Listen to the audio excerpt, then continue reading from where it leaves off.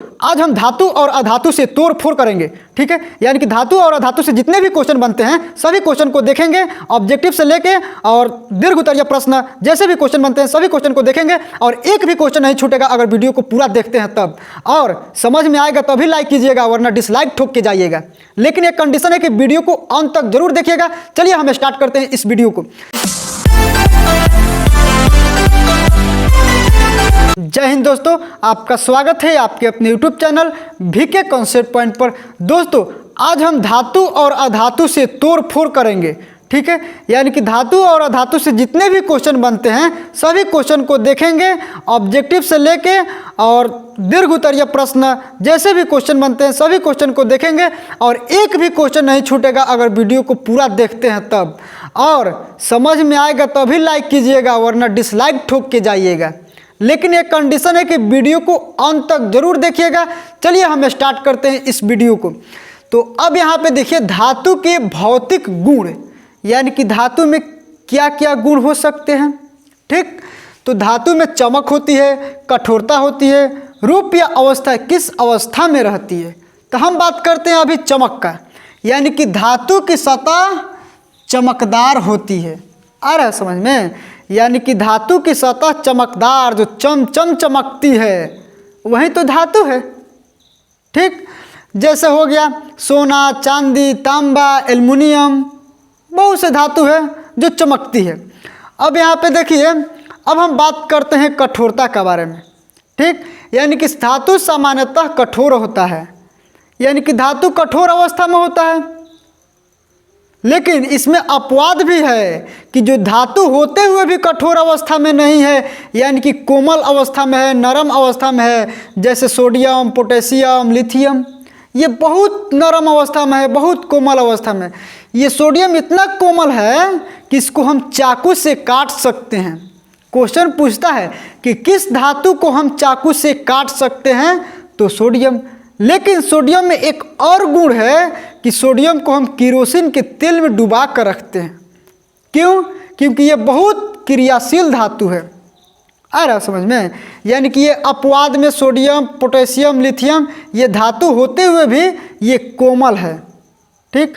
अब हम देखते हैं कि रूप या अवस्था, ठीक है। ये रूप या अवस्था है, मतलब किस अवस्था में धातु रहती है। तो कमरे के ताप पे ठोस अवस्था में होता है। ठोस मतलब समझते हैं ना, जिसको हम दाबे तो नहीं दबे, हार्ड कठोर होता है। यानी कि कमरे के ताप पर ठोस अवस्था में होता है, ठीक है। जैसे कि लोहा हो गया, तांबा हो गया, चांदी हो गया, क्या हम इसको हाथे से दाब सकते हैं? नहीं दबेगा। लेकिन इसमें अपवाद भी है, जैसे मरकरी, पारा द्रव अवस्था में रहता है। ये क्वेश्चन पूछेगा कि वह कौन ऐसा धातु है जो कमरे के ताप पे द्रव अवस्था में रहता है। तो यही हो जाएगा मरकरी या पारा। एक नंबर का क्वेश्चन पूछेगा, लेकिन ये हमेशा पूछता है।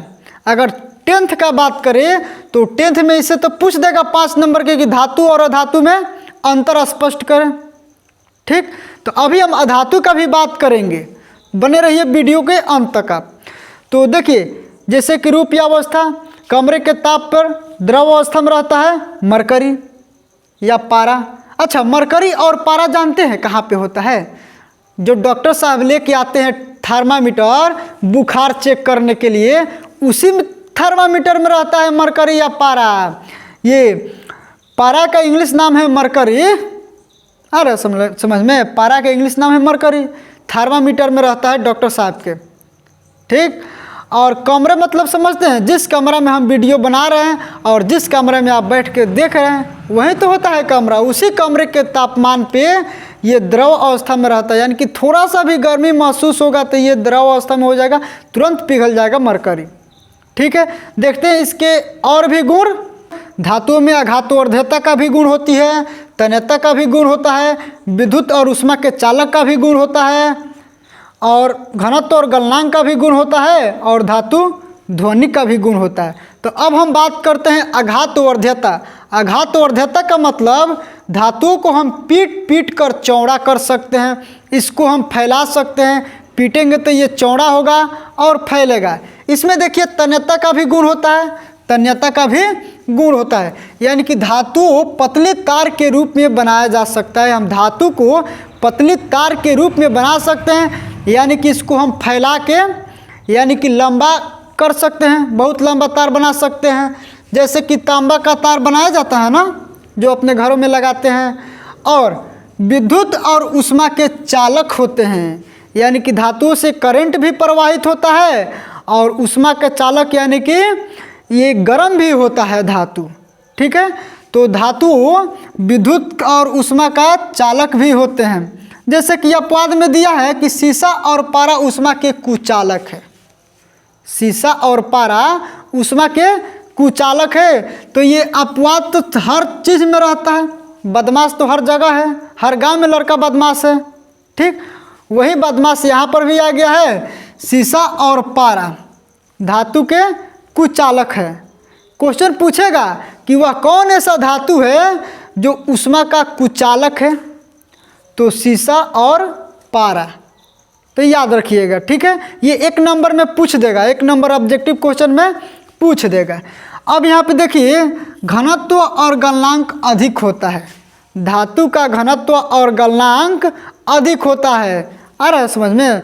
गलनांक का मतलब गलता नहीं है जल्दी से, यानी कि बहुत हाई टेम्परेचर इसको देंगे, उच्च तापमान देंगे, तब जाके ये गलेगा। ठीक, जैसे कि अपवाद में दिया है Na सोडियम के पोटेशियम का कम होता है। यानी कि क्वेश्चन पूछेगा कि वह कौन ऐसा धातु है जिसका गलनांक कम होता है, तो ये सोडियम हो जाएगा, पोटेशियम हो जाएगा। ये अपवाद है, अपवाद। ठीक है, अब यहाँ पे देखिए, धातु ध्वनिक होती है। मतलब धातु में एक ध्वनि यानी कि साउंड होता है। आ रहा है समझ में? कि जैसे हम इसको मान लो कि ये धातु है, इसको हम ऐसे पीटेंगे ना, या तो टन टन की आवाज़ आएगा। अधातु में टन टन की आवाज़ नहीं आता है, इसमें टन टन आने की एक गुण होता है धातु में। ठीक, तो धातु ध्वनिक होती है। धातु के ऑक्साइड क्षारीय होता है। ये तो और इम्पोर्टेंट है कि धातु के ऑक्साइड क्षारीय होता है। हम पिछले वीडियो में भी बताए हैं कि धातु के ऑक्साइड क्षारीय होता है। अगर नहीं देखे हैं तो आप लोग जाके पिछले वीडियो को देख लीजिए, प्लेलिस्ट में अवेलेबल है। धातु और अम्ल और क्षार, ठीक है, पहचानने का हम ट्रिक बताए हैं। तो कह रहा है कि धातु के ऑक्साइड क्षारीय होते हैं। जैसे कि मैग्नीशियम के ऑक्साइड MgO, ये क्षारीय होगा। कैल्शियम के ऑक्साइड यानी कि सी एक कैल्शियम के साथ O लग गया है तो CaO कैल्शियम ऑक्साइड इसको पढ़ेंगे। Mg के साथ O तो मैग्नीशियम ऑक्साइड पढ़ेंगे। आ रहा समझ में? ये था धातु के भौतिक गुण, और इससे बाहर नहीं पूछेगा। आप 10th के एग्ज़ाम दे रहे हैं या 12th का दे रहे हैं, ठीक है, या कोई कॉम्पिटिटिव एग्ज़ाम की तैयारी कर रहे हैं, तो इससे बाहर क्वेश्चन नहीं पूछेगा। यही सब इम्पोर्टेंट क्वेश्चन है और VVI क्वेश्चन है। अधातु के भौतिक गुण यानी कि अधातु के क्या क्या गुण होते हैं।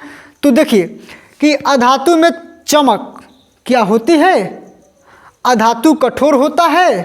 ठीक, अधातु किस अवस्था में रहता है, यानी कि सभी गुणों को हम देखेंगे। तो देखिए, सबसे पहले कि चमक के बारे में बात करें तो अधातु की सतह चमकदार नहीं होती है। यानी कि अधातु की सतह चमकता नहीं है जितना धातु की सतह चमकता है।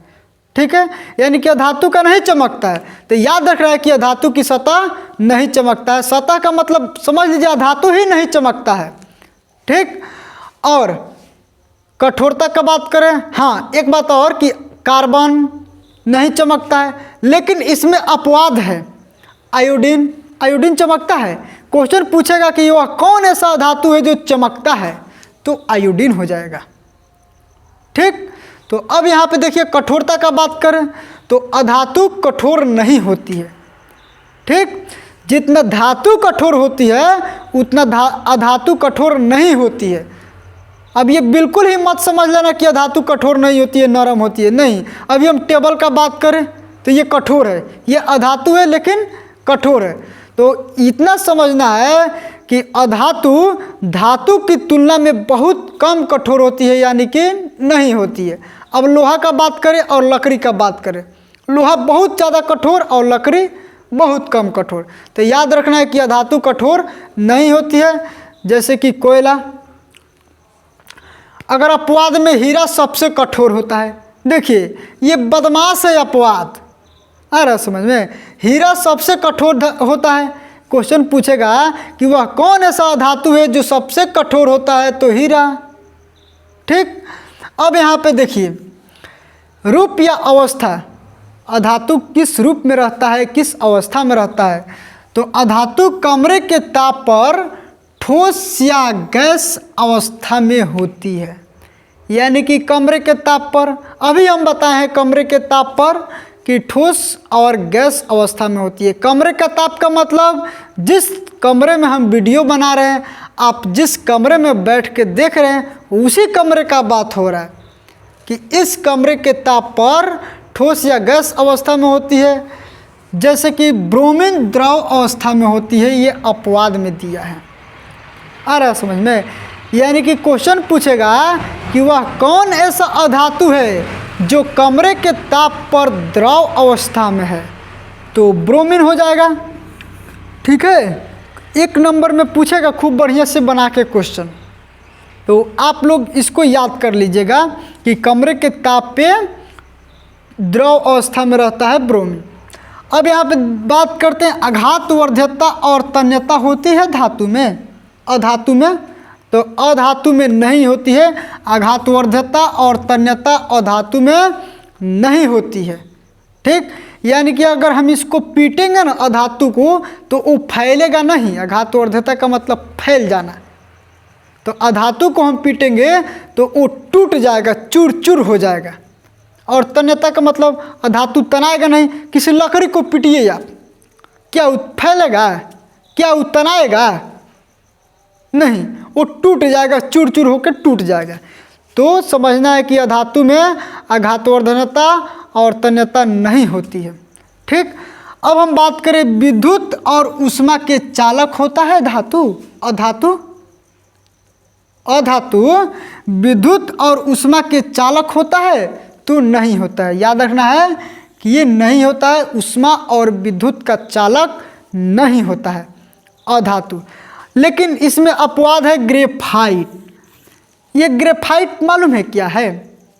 आप पेंसिल देखें, पेंसिल, और पेंसिल का जो अंदर होता है पतला सा जिससे हम लोग लिखते हैं, वही है ग्रेफाइट।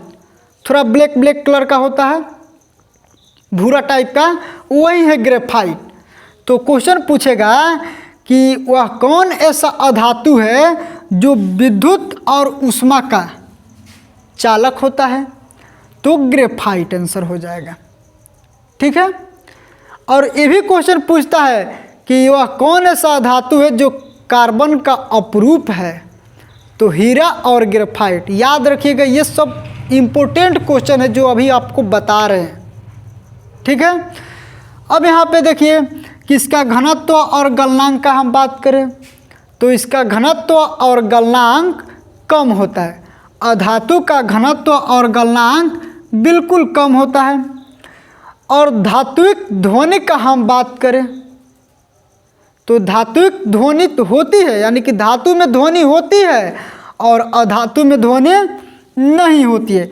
यानी कि इसको हम अधातु को पीटेंगे ना तो आवाज़ तो आ रहा है, लेकिन जैसे धातु में होता है कि टन टन आवाज़ आए, झन झन आवाज़ आए, वैसे अधातु में नहीं आता है। अधातु में ठक ठक आवाज़ आता है। आ रहा है समझ में, ठक ठक आता है ये। ठीक, तो ये रहा अधातु के भौतिक गुण। तो आई होप कि ये समझ में आया होगा। अगर समझ में आया होगा तो वीडियो को लाइक ज़रूर करिएगा, और चैनल पे नए हैं तो चैनल को सब्सक्राइब कर दीजिएगा।